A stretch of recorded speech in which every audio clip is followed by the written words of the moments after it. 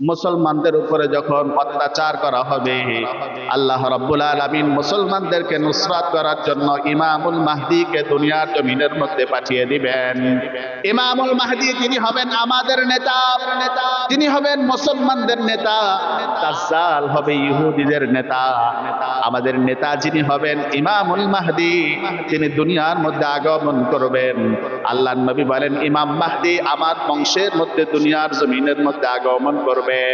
তিনার নাম হবে মুহাম্মদ বিন আব্দুল্লাহ। নবীর নামে নাম হবে মুহাম্মদ বিন আব্দুল্লাহ হবে তিনার নাম। আল্লাহ রাব্বুল আলামিন তিনাকে এমন ক্ষমতা দান করবেন যে এক রাতে আল্লাহ রাব্বুল আলামিন তাম পৃথিবীর ক্ষমতা তিনার হাতের মুঠোর মধ্যে এনে দিবেন। তিনি যখন ক্ষমতা লাভ করবেন, আল্লাহ রাব্বুল আলামিন আসমান থেকে মুষলধারায় বৃষ্টি বর্ষণ করবেন। ওই বৃষ্টির মাধ্যমে জমিনের মাটিগুলো এমন উর্বর হয়ে যাবে, ফসল এত পরিমাণ ফসল হবে, একটা গাভী এত পরিমাণ দুধ দেবে যে একটা গাভীর দুধ দিয়ে পুরা এলাকাবাসী খেতে পারবে, একটা মহল্লা একটা গাভীর দুধ খেয়ে শেষ করতে পারবে না। ও মুসলমান, এটা আজকে আমাদের সামনে অবাস্তব মনে হলেও চিন্তা করুন, আমরা যখন ছোট ছিলাম আজ থেকে 20 বছর আগে, একটা গাভীতে 1 কেজি 2 কেজি 3 কেজি 4 কেজির উপরে দুধ পাওয়া মুশকিল ছিল। কিন্তু বর্তমান সময় আপনি লক্ষ্য করেন, একটা গাভী 40 কেজি থেকে নিয়ে 80 কেজি পর্যন্ত দুধ দেয়। হলিস্টাইন ফ্রিজিয়ান গরুগুলো 2 মণ পর্যন্ত দুধ দিতে পারে। বর্তমান হালত যদি এমন হয়ে যায়, আল্লাহর নবী বলেন কিয়ামতের আগে ইমামুল মাহদি যখন ক্ষমতা লাভ করবেন, আল্লাহ রাব্বুল আলামিন তিনার শাসন আমলে এত পরিমাণ বরকত দান করবেন, একটা গাভীর দুধ একটা এলাকা মিলে খেয়েও শেষ করতে পারবে না। একটা ডালিম কয়েকজন মিলে খেয়ে শেষ করতে পারবে না। আল্লাহ রাব্বুল আলামিন এত পরিমাণ বরকত দান করবেন। ইমামুল মাহদির সাথে দাজ্জাল বাহিনী অর্থাৎ ইহুদিদের ব্যাপক যুদ্ধ হবে, মারামারি হবে, কিন্তু আল্লাহ রাব্বুল আলামিন ইমামুল মাহদিকে বিজয় দান করবেন। ইমামুল মাহদি 9 বছর রাষ্ট্র পরিচালনা করবেন। ইমামুল মাহদি শুধু আমাদের মতো ইমাম হবে না, মসজিদের ইমাম হবে না। ইমামুল মাহদি যিনি হবেন, তিনি তামাম পৃথিবীর ইমামতি করবেন। আল্লাহর নবী যেমন মসজিদে নববীর ইমাম ছিলেন, আবার রাষ্ট্র পরিচালনাও করেছেন, ইসলামী রাষ্ট্রের পরিচালনা করেছেন, ইমাম ছিলেন, ঠিক তদ্রূপভাবে ইমামুল মাহদি তামাম পৃথিবী শাসন করবেন। হযরত ইমাম মাহদি 9 বছর যখন রাষ্ট্র পরিচালনা করবেন, হঠাৎ করে একদিন দাজ্জালের আগমন ঘটবে। দাজ্জাল দুনিয়ার জমিনের মধ্যে যখন আবির্ভাব ঘটবে, দাজ্জাল দুনিয়ার জমিনের মধ্যে আসার পর তামাম পৃথিবীর মধ্যে ফাসাদ সৃষ্টি করবে। দাজ্জালের এক চোখ কানা থাকবে, কপালের মধ্যে লেখা থাকবে কাফের, কিন্তু এই কাফের লেখাটা সবাই পড়তে পারবে না।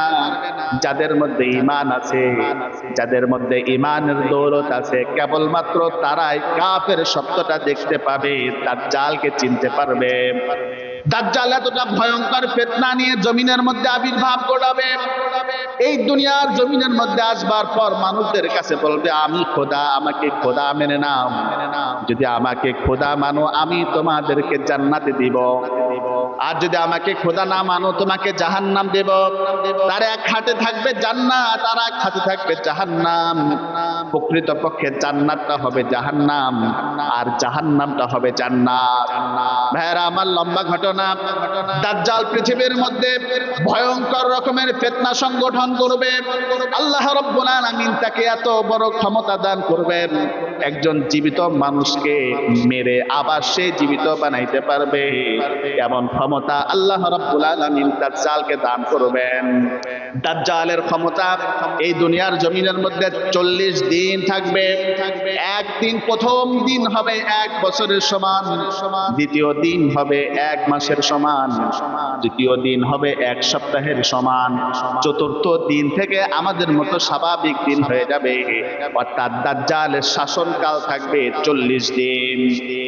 দাজ্জাল 40 দিনে পৃথিবীর মধ্যে ফাসাদ সৃষ্টি করবে, মানুষদেরকে হত্যা করবে, মানুষদেরকে জুলুম করবে, অত্যাচার করবে।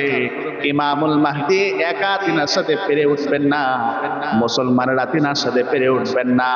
হযরতে ইমামুল মাহদি দামেস্কের জামি মসজিদের মধ্যে মুসলমানদেরকে নিয়ে একত্রিত করবেন, মুসলমানদেরকে নিয়ে দামেস্কের জামে মসজিদের মধ্যে উপস্থিত হবেন। আসরের নামাজের সময় হবে, মসজিদের মিনারায় আজান হয়ে যাবে, ইকামাত হয়ে যাবে। মুসল্লিরা বলবেন, ও আমাদের ইমাম, ইমামুল মাহদি, আপনি নামাজ পড়ান। আসরের নামাজের আজান হয়ে গিয়েছে, ইকামত হয়ে গিয়েছে, নামাজে দাঁড়িয়ে যান। ইমামুল মাহদি বলবেন, না, নামাজে আমি দাঁড়াবো না, আমার কাছে ইলহাম হয়েছে। আল্লাহ রাব্বুল আলামিন তিনার পয়গম্বর হযরতে ঈসা আলাইহিস সালাতু ওয়াস সালামকে আল্লাহ রাব্বুল আলামিন দুনিয়ার জমিনে পাঠিয়ে দিয়েছেন। আল্লাহ রাব্বুল আলামিন আমাদের নুসরাতের জন্য হযরতে ঈসা আলাইহিস সালাতু ওয়াস সালামকে দুনিয়ার মধ্যে পাঠিয়ে দিয়েছেন। মুসল্লিরা আনন্দে আত্মহারা হয়ে মসজিদ থেকে বেরিয়ে আসবে। মুসল্লিরা লক্ষ্য করবে, দামেস্কের জামে মসজিদের পূর্ব পাশের মিনারা দিয়ে আল্লাহ পয়গম্বর হযরতে ঈসা আলাইহিস সালাতু ওয়াস সালাম দুনিয়ার জমিনের মধ্যে নামতেছে। দুনিয়ার জমিনের মধ্যে যখন নেমে এসেছে, আল্লাহ পয়গম্বর হযরতে ঈসা আলাইহিস সালাম মুসল্লিদেরকে সাথে করে আবার মসজিদের মধ্যে প্রবেশ করলেন। ইমামুল মাহদি বলেন, ওগো আল্লাহর পয়গম্বর, নামাজের ইমামতি করেন, নাজাত হয়ে গিয়েছে, ইকামত হয়ে গিয়েছে। হযরতে ঈসা আলাইহিস সালাম বলেন, না, আমি দুনিয়ার মধ্যে আগমন করেছি নবী হিসাবে, দুনিয়ার মধ্যে আসি না, বিশ্ব নবীর উম্মত হিসাবে দুনিয়ার মধ্যে আগমন করেছি। সুতরাং আপনি হলেন উম্মতের ইমাম, আপনি ইমামতি করেন, আপনার ইমামতিতে আমি নামাজ আদায় করব। হযরতে ইমামুল মাহদি নামাজের ইমামতি করবেন। নামাজ শেষ হয়ে যাবে। নামাজ শেষ হওয়ার পর হযরতে ঈসা আলাইহিস সালাম বলবেন, ও ইমামুল মাহদি, আপনার হাতের তরবারিটা আমার হাতে দিয়ে দিন। হযরতে ঈসা আলাইহিস সালাম দামেস্কের জামে মসজিদের মধ্য থেকে মুসল্লিদেরকে সাথে করে বেরিয়ে আসবে। এদিকে দাজ্জাল বাহিনী এবং দাজ্জাল হযরতে ইমাম মাহদিকে হত্যা করার জন্য বিশাল বাহিনী নিয়ে উপস্থিত হবে। যেই মাত্র হযরতে ঈসা আলাইহিস সালাতু ওয়াস সালামকে দেখবে, দেখার সাথে সাথে মোম যেমন আগুনের স্পর্শে গলে যায়, ঠিক তদ্রূপ ভাবে ঈসা আলাইহিস সালামকে দেখার সাথে সাথে দাজ্জাল গলা শুরু হয়ে যাবে, গলতে থাকবে, গলতে থাকবে, একেবারে নিস্তব্ধ হতে থাকবে, তার আর কোনো শক্তি থাকবে না। মানুষের শরীর অবশ হয়ে গেলে যেমন তার নিয়ন্ত্রণে হাত থাকে না, পা থাকে না, যে অঙ্গগুলো অবশ হয়ে যাওয়ার পর তার কোনো খবর থাকে না, অঙ্গ কিভাবে পরিচালনা করব, ঠিক তদ্রূপ ভাবে কিতাবের মধ্যে এসেছে দাজ্জালের শরীরের মধ্যে অবশ হয়ে যাবে, তার শরীর আর কাজ করবে না। আর মোম যেমন গলে যায়, ঠিক তদ্রূপ ভাবে দাজ্জালও গলা শুরু করবে। হযরতে ঈসা আলাইহিস সালাতু ওয়াস সালাম দাজ্জালকে কতল করবেন, হত্যা করবেন। মুসলমান বাহিনীরা, মুসলমানেরা ইহুদিদেরকে কচু কাটা করবে, ইহুদিদেরকে হত্যা করবে। ইহুদিরা যদি কোনো গাছের পাশেও গিয়ে দাঁড়ায়, গাছের জবান আল্লাহ রাব্বুল আলামিন খুলে দিবেন। গাছ বলতে থাকবে, হে মুসলমান, দেখো আমার পাশে ইহুদির বাচ্চা লুকিয়ে আছে, তাকে ধরো আর তাকে কতল করে দাও, তাকে ধরো আর তাকে হত্যা করো। আজকে তাম পৃথিবীর মধ্যে ইহুদিরা ফাসাদ সৃষ্টি করে, অন্যায় ভাবে মুসলমানদের উপরে অত্যাচার করে, নির্যাতন নিপীড়ন করে। এমন একটা সময় আসবে, তারা যদি কোনো ইমারতের পাশেও দাঁড়ায়, কোনো দেওয়ালের পাশে দাঁড়ায়, দেওয়ালের জবান আল্লাহ খুলে দিবেন, যে রে ইহুদির বাচ্চাকে ধরো আর তাকে কতল করো।